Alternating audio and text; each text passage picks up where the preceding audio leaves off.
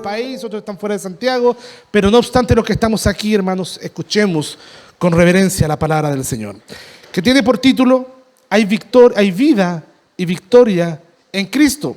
Una palabra, una frase repetida en muchos lugares, en muchas esquinas de nuestro país. ¿A quién no hemos escuchado? ¿Quiénes de nosotros no hemos escuchado esa frase? Hay vida en Cristo, hay victoria en Cristo. Es una proclamación que aunque se ha repetido tanto y pareciera que no tuviese tanta importancia, fíjese que tiene la suprema importancia. El sermón de hoy día tiene por título, hay vida y victoria en Cristo. Vaya conmigo por favor a Colosenses capítulo 2, versículos 11 al 15. Colosenses capítulo 2, versículo 11 al 15. Vamos a abordar esos 4 versículos en esta hora, con la ayuda del Señor, esperando que el Señor nos hable. Colosenses 2, 11 al 15. Dice así la palabra del Señor. En Él, hablando de Cristo, dice, también fuisteis circuncidados con circuncisión no hecha a mano, al echar de vosotros el cuerpo pecaminoso carnal en la circuncisión de Cristo, sepultados con Él en el bautismo, en el cual fuisteis también resucitados con Él, mediante la fe en el poder de Dios que le levantó de los muertos. Y a vosotros, estando muertos en pecados y en la incircuncisión de vuestra carne, os dio vida juntamente con Él, perdonándoos todos los pecados, anulando el acta de los decretos que había contra nosotros, que nos era contraria, y quitándola de en medio y clavándola en la cruz, y despojando a los principados y a las potestades, los exhibió públicamente, triunfando sobre ellos en la cruz. Amén y amén. Tremendo pasaje, hermanos. Tremendo pasaje, ¿verdad? Bueno, sabido es, por todo lo que ya hemos venido desarrollando a lo largo de esta serie, que la iglesia a la que el apóstol Pablo le escribe esta carta, que es la iglesia de Colosas, enfrentaba una seria amenaza de falsas enseñanzas, una mezcla de diferentes influencias filosóficas, religiosas, ¿verdad? Entre ellas también se destacaban elementos místicos. Había mucho misticismo oriental, ¿verdad? Había, por ejemplo, astrología, filosofía humana y un fuerte énfasis en prácticas legalistas derivadas del judaísmo. Por lo tanto, en esta sección de la carta, el apóstol Pablo va a enfocar este último aspecto, el aspecto del legalismo judío, el aspecto del legalismo judaico.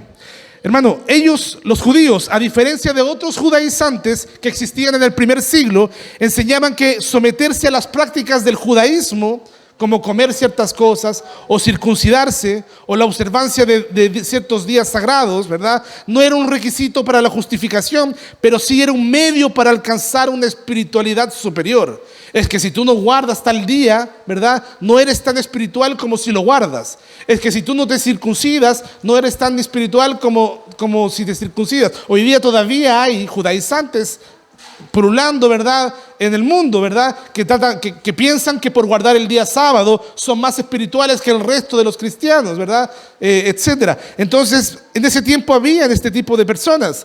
Quienes cumplían con estas reglas, para ellos eran considerados parte de una élite más espiritual dentro de la iglesia, ¿verdad? Una élite más espiritual. Los que guardan esas cosas, los que comen ciertas cosas y desechan otras, son más espirituales, ¿verdad? Bueno, este tipo de pensamiento no es ajeno a nuestros días. Aún hoy hay quienes creen que el crecimiento espiritual se logra a través de reglas externas y rituales. En lugar de comprender y de depender plenamente de Cristo, terminan poniendo su fe en prácticas y rituales externos. Pero Pablo es claro. El apóstol Pablo dice que el creyente no necesita añadidos legales ni rituales extrabíblicos religiosos para su crecimiento en la fe. Esta semana con mucha pena me dio mucha pena ver a algunos que se hacen llamar reformados poniéndose la ceniza en la frente, ¿verdad? Creyendo que eso los hace más espirituales, ¿verdad? Porque el mundo católico romano habla acerca de la cuaresma católica, exactamente. Y otros, por complacer, terminan cayendo en esas cosas, creyendo que ese tipo de cosas añaden espiritualidad a la vida del creyente. Bueno, El apóstol Pablo es claro: el creyente no necesita añadir rituales religiosos a los que Dios ya ha establecido para su crecimiento en la fe. Cristo es absolutamente suficiente. Es lo que hemos venido diciendo a lo largo de toda esta serie. Cristo es preeminente y suficiente para nosotros.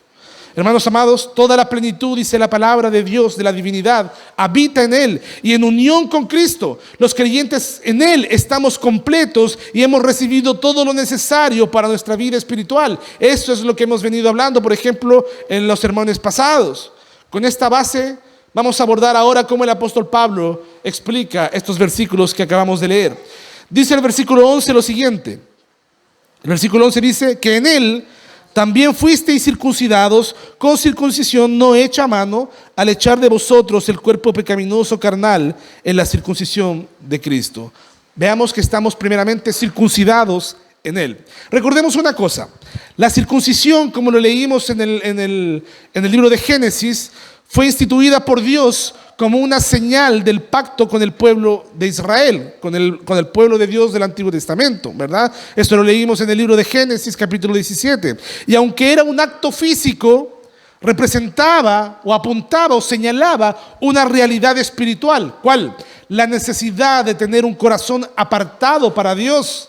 Sin embargo, con el tiempo muchos judíos comenzaron a confiar en el rito en sí mismo más que en Dios. Para ellos lo importante no era si tenía una comunión con el Señor, sino si estaba o no circuncidado. ¿No caemos nosotros muchas veces en eso? ¿Verdad? Es que no importa mucho lo espiritual, hay que cumplir tales parámetros, tales discipulados, tales cosas. No estoy diciendo que eso sea malo, hermano, no me confunda, no se confunda. Estoy diciendo que terminamos a veces poniendo nuestra fe en cuestiones externas más que en Cristo mismo. Sin embargo, con el tiempo muchos judíos comenzaron a poner sus ojos solamente en el rito en sí mismo, en lugar de en la fe y obediencia que deben acompañar al rito. Y Pablo refuta esta idea en Romanos capítulo 2, versículo 25 al 29, que está en pantalla, y dice lo siguiente: pues en verdad, dice el apóstol Pablo, la circuncisión aprovecha si guardas toda la ley, o si guardas la ley. Pero si eres transgresor de la ley, tu circuncisión viene a ser incircuncisión. Si pues, dice, el incircunciso, el que no se ha circuncidado, guardare las ordenanzas de la ley, no será tenido su incircuncisión como circuncisión. Y el que físicamente, dice, es incircunciso, pero guarda perfectamente la ley, te condenará a ti, que con la letra de la ley y con la circuncisión, está hablando los judíos, eres transgresor de la ley. Pues no es judío, dice, el que lo es exteriormente, ni es la circuncisión la que se hace exteriormente en la carne, sino que es judío el que lo es en su interior, y la circuncisión es la del corazón, en espíritu, no en letra, la alabanza del cual no viene de los hombres, sino de Dios. Qué interesante pasaje, hermanos.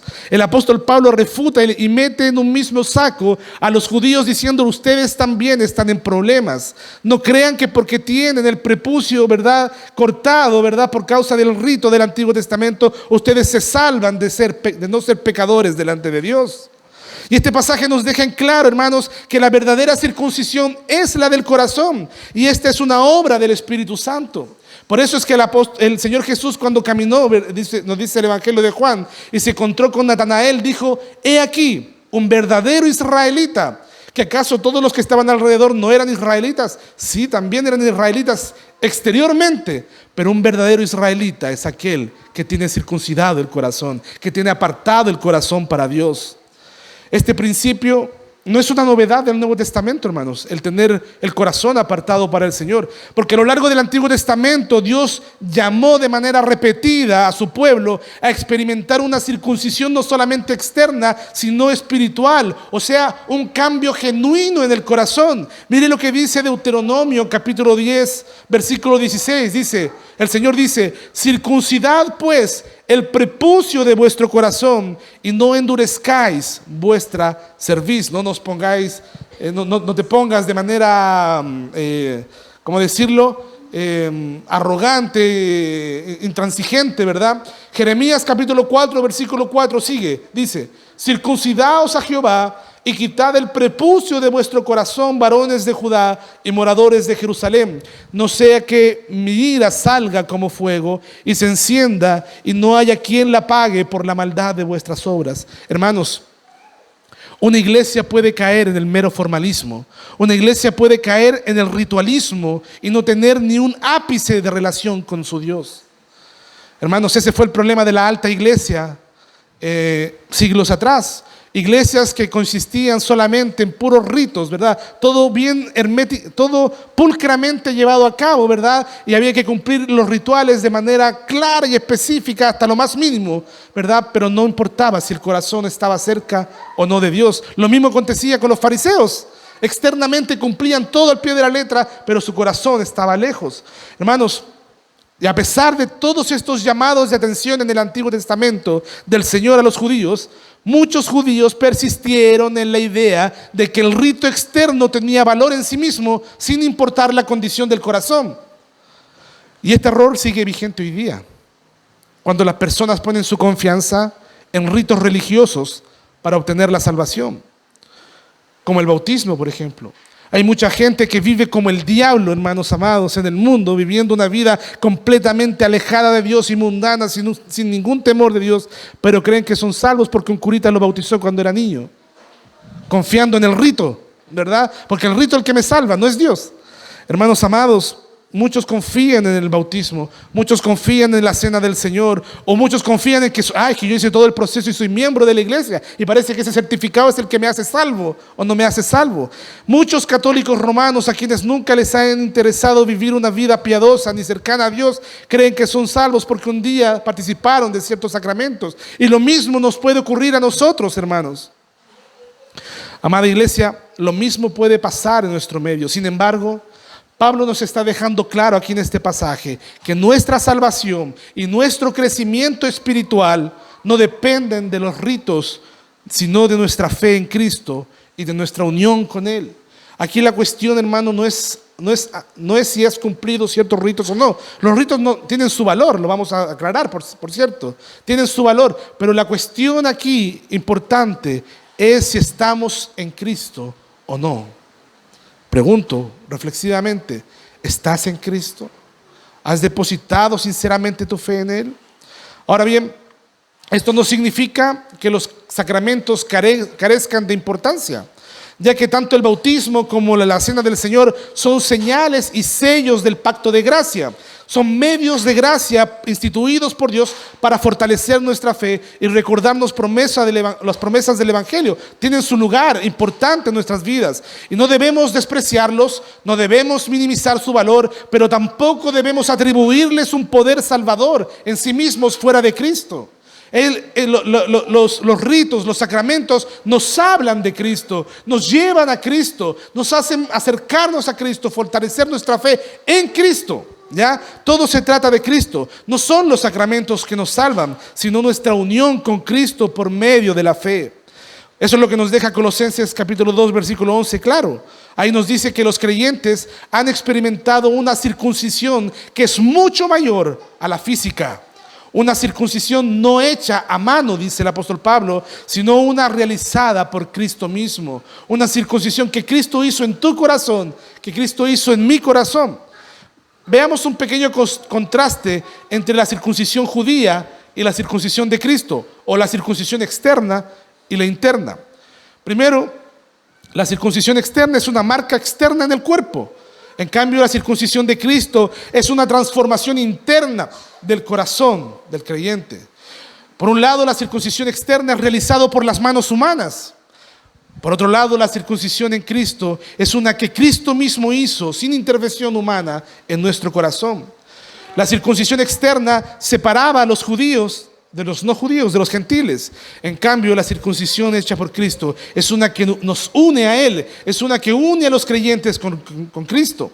Por un lado, la circuncisión externa no tenía poder para cambiar el corazón, pero en cambio la circuncisión que Cristo hace en nosotros representa el despojo de la naturaleza pecaminosa, transforma nuestros corazones. Finalmente, por un lado, la circuncisión externa requería repetidos llamados a la fidelidad. En cambio, la circuncisión interna es un acto definitivo de identificación con Cristo. El que ha sido circuncidado en su corazón con Cristo está firme para siempre con Él. De modo que la verdadera circuncisión, amado hermano, amada hermana, del creyente es el vínculo de su unión con Cristo. Está unido a Cristo en su muerte y en su resurrección. En Él hemos sido despojados de nuestra vieja naturaleza y hemos recibido una nueva identidad. Yo soy un hombre nuevo en Cristo. Tú eres un hombre nuevo, una mujer nueva en Cristo, y esa vieja naturaleza ha sido circuncidada, ha sido raída. Veamos ahora el siguiente punto, que ahora estamos vivos en Cristo, vivos en Él. Leamos por favor el versículo 12 y 13, que nos dice: sepultados con Él en el bautismo, en el cual fuisteis también resucitados con Él, mediante la fe en el poder de Dios que le levantó de los muertos. Y a vosotros, estando muertos en pecados y en la incircuncisión de vuestra carne, os dio vida juntamente con Él, perdonándoos todos los pecados. Es interesante lo que dice aquí, porque Pablo usa la ilustración del bautismo para describir nuevamente nuestra unión con Cristo. En el Nuevo Testamento, la palabra bautismo tiene tanto un significado literal como un significado figurativo.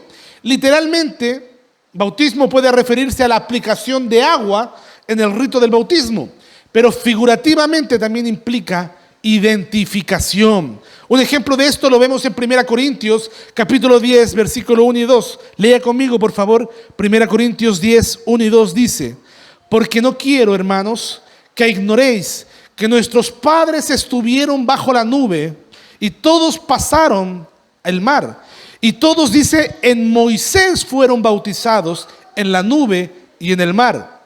Aquí Pablo dice algo interesante. Dice que la nación de Israel fue bautizada en Moisés, ¿ya? Y cuando atravesó el Mar Rojo y cuando caminó bajo la nube. En este caso, el bautismo no se trataba de un acto con agua en sí mismo, sino de la identificación del pueblo con Moisés en la redención de Dios. Entre paréntesis, este pasaje también nos da una base para entender que el bautismo puede representar tanto una inmersión bajo el agua, ¿verdad?, como una aspersión bajo la nube, ¿verdad? Pablo dice que los israelitas fueron bautizados en Moisés cuando pasaron el Mar Rojo, y aunque no fueron sumergidos en el agua. Además menciona que estuvieron bajo la nube, lo cual sugiere la idea de ser rociados por la presencia de Dios. De modo que el énfasis del bautismo no está en la cantidad de agua o en la forma de aplicación, sino en la realidad espiritual que representa nuestra identificación con Cristo en su muerte y su resurrección. Ahora bien, cuando Pablo habla aquí de que fuimos sepultados y resucitados con Cristo en el bautismo, no se está refiriendo a la ceremonia del bautismo en sí misma, sino a la realidad espiritual que esto simboliza. Mientras los israelitas en el Antiguo Testamento fueron bautizados en Moisés, nosotros hoy día somos bautizados en Cristo, identificados con Cristo. Según este pasaje, en el momento en que una persona se salva, el Espíritu Santo le une a Cristo, le une al cuerpo de Cristo, le une a Cristo y a su iglesia. Esto significa que todo lo que Cristo experimentó en su obra redentora, el creyente también lo experimenta espiritualmente. Cuando Cristo murió, nosotros morimos con Él. Cuando Cristo fue sepultado, nosotros fuimos sepultados con Él, ¿verdad? Por eso el apóstol Pablo dice: ya no vivo yo, Cristo vive en mí, porque yo estoy identificado con todo lo que Cristo padeció. Cristo murió, yo morí con Él. Cristo fue sepultado, yo fui sepultado con Él. Cuando Cristo resucitó, también resucitamos con Él en vida nueva, en novedad de vida. Eso dice Romanos 6:4. El apóstol Pablo añade: y estamos sentados en lugares celestiales. Estamos con Cristo. No me pregunte cómo. No me pregunte de qué manera lo puedo explicar. Es un misterio, ¿verdad? Hay una unión que tenemos con Cristo, de tal manera que todo el que ha creído en Cristo ha muerto con Él, ha sido sepultado con Él, ha resucitado con Cristo y está hoy día sentado en lugares celestiales juntamente con Cristo. Esto es un misterio maravilloso, hermanos. El Espíritu Santo que mora en nosotros, hermanos, nos da la posibilidad de estar unidos a Cristo para siempre.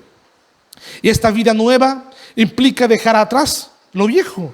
representada por esas ropas viejas de pecado, y ahora vestirnos con ese nuevo hombre, vestirnos con la nueva identidad en Cristo. Ahora bien, es fundamental notar que esta transformación no ocurre por la acción del agua. El agua no te va a salvar. El agua no salva, ¿verdad? Ni por ningún esfuerzo humano, sino solamente por medio de la fe en el poder de Dios. Eso es lo que dice el versículo 12, ¿verdad? Dice que hemos sido sepultados en el bautismo, resucitados con Él, dice, mediante la fe en el poder de Dios. ¿Qué es lo que te salva? ¿El bautismo? ¿La circuncisión? Nos salva la fe en el poder de Dios. Fue el poder de Dios el que levantó a Cristo de los muertos, y es ese mismo poder el que nos da vida nueva espiritual. ¿No le parece eso asombroso? ¿Existe algo más poderoso existe un poder mayor que alguien pueda resucitar a alguien de los muertos?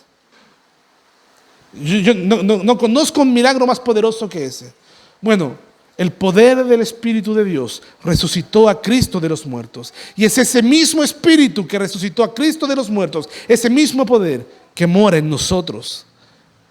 Además, la Biblia nos indica que antes de esta obra de Dios, nosotros, en el versículo 13 nos dice que estábamos muertos en nuestros pecados y en la incircuncisión de nuestra carne. Pero Dios, en su gracia, nos ha dado vida junto con Cristo, perdonando nuestros pecados. Y esto, hermano, nos lleva a tener una conclusión práctica, a concluir lo siguiente: si somos o hemos sido identificados con Cristo y en Él encontramos toda la plenitud de Dios, ¿qué más podríamos necesitar? Si Cristo nos dio vida, si Él nos provee todo lo que necesitamos, si en Él estamos seguros, ¿qué más podríamos necesitar? ¿Por qué volver a sistemas y ritos religiosos que no nos pueden dar vida en sí mismos? Hermanos, la salvación, el perdón y la plenitud espiritual se encuentran solo y únicamente en Cristo. Lea, por favor, leamos juntos ahora el versículo 14 para pasar al siguiente punto. Dice: anulando el acta de los decretos que había contra nosotros, que nos era contraria, quitándola de en medio y clavándola en la cruz, dice el apóstol Pablo. Este punto se llama libres de la ley en Él. Porque en la cruz, hermanos, Jesús no solamente cargó nuestros pecados, sino que también llevó la ley y su condenación. Él cargó con el castigo que la ley exigía, ¿verdad?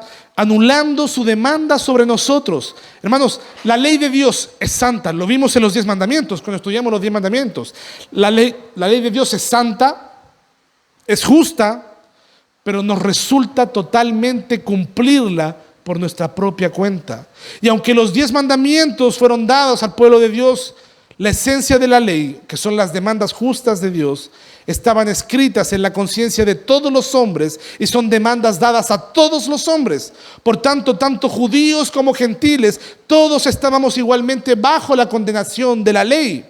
Eso es lo que dice Romanos capítulo 2, versículos 12 al 16. Ahora bien, la ley es mostrada como una especie de acta con cargos en nuestra cuenta, con cargos en nuestra contra. Imagínese usted va al registro civil y sacara un certificado de antecedentes, ¿verdad? Y uno espera y dice: no tengo nada, qué bueno, voy a presentarle, con eso puedo postular a ciertas cosas, ¿verdad? Hermanos, imagínese usted fuera al registro civil de Dios, ¿verdad? Y sacara el papel de antecedentes que Dios tiene en contra suya. Me imagino al profeta abriendo el rollo, ¿verdad? Abriendo el rollo para decir todos los antecedentes, todos esos cargos que están en contra nuestra y que un día tendrán que ser pagados. Bueno, en tiempos antiguos, los registros de deuda se escribían en pergaminos y podrían ser borrados o anulados únicamente cuando la deuda era saldada. Esto es precisamente lo que Cristo hizo en la cruz. Cuando Cristo derramó su sangre por los pecadores, cuando Cristo derramó su sangre por ti y por mí, Él canceló la deuda. Justamente las últimas palabras de Cristo en la cruz fueron: consumado es, que en griego es la palabra tetelestai, que significa cancelada la deuda, está cancelada la deuda. Hermanos, Cristo canceló una deuda impagable que teníamos a causa de nuestra desobediencia de la ley de Dios. Hermanos, esto es tremendo. Ahora bien, La pregunta que nace aquí es: ¿cómo puede un Dios santo y justo simplemente cancelar una deuda sin comprometer su justicia? ¿Qué pasaría si un juez dijera a un violador y asesino: ¿sabes qué? Yo soy un juez muy bondadoso, así que te voy a liberar y quedas sin pagar tu deuda? ¿Qué diría el pueblo? ¿Qué diríamos nosotros? Este juez es un juez injusto, es un juez corrupto, ¿verdad? Un juez que no aplica la justicia. Nos preguntamos nosotros: ¿cómo Dios puede ser justo y perdonar nuestros pecados entonces? La respuesta es que Dios nunca pasa por alto el pecado, hermanos, ni lo ignora, sino que Él lo paga en su totalidad mediante el sacrificio de Cristo. Para que hubiese justicia, alguien tenía que pagar la cuenta, ¿verdad? Alguien tenía que pagar por los delitos, y ese fue Cristo, hermano amado, hermana amada. Cristo pagó la deuda por nosotros en su totalidad. Si un juez declarara inocente a un culpable sin ninguna base legal, estaría actuando de manera injusta. Pero Dios no es un juez injusto. Dios satisfizo plenamente la justicia al castigar el pecado de nosotros en Cristo. Así que la deuda fue cancelada sin que la justicia de Dios fuera violada. Eso es asombroso, querido hermano, querida hermana. Pero hay más. Dice la palabra que Cristo no solamente canceló la deuda del pecado, sino que también nos liberó de la ley como un sistema de condenación. Usted y yo, si ha creído en Cristo, no tiene por qué tener temor de un día ser juzgado por Dios. El que está en Cristo tiene asegurada la justicia, la satisfacción. Pablo dice en Romanos capítulo 7, versículo 6, que hemos sido liberados de la ley. Y en el mismo libro, en el capítulo 6, versículo 14, nos dice que ya no estamos bajo la ley, sino bajo la gracia. Y esto no significa que podamos vivir ahora sin ley ni sin santidad, sino lo que significa es que ya no obedecemos la ley por temor a la condenación. Ya no obedecemos la ley de Dios por temor a ser condenados, sino que ahora obedecemos por amor a Dios, porque Él nos ha liberado del castigo. En Cristo, la justicia que la ley exige se cumple en nosotros mediante el poder del Espíritu Santo. Por lo tanto, tu relación con Dios ya no se debe basar en intentos fallidos de cumplir la ley por tus propias fuerzas, sino en tu unión con Cristo. No sigas luchando con tus propias fuerzas por agradar o por conquistar el favor de Dios. Lucha ahora o cumple o trata de agradar a Dios por amor a Él. En conclusión, veamos que somos victoriosos en Él. Mire lo que dice el versículo 15 para terminar. Dice: y despojando a los principados y a las potestades, los exhibió públicamente, triunfando sobre ellos en la cruz. Para concluir este sermón, quiero invitarte a contemplar cómo el apóstol Pablo culmina esta sección con una imagen gloriosa de la victoria de Cristo sobre todas las fuerzas que se oponían a nosotros. No sé si usted vio alguna vez la película 300, ¿verdad? Donde en la antigüedad, cada vez que un rey poderoso conquistaba y derrotaba a sus enemigos, los paseaba, los exhibía, ¿verdad? A través de los caminos, exhibiendo a los vencidos, a los derrotados.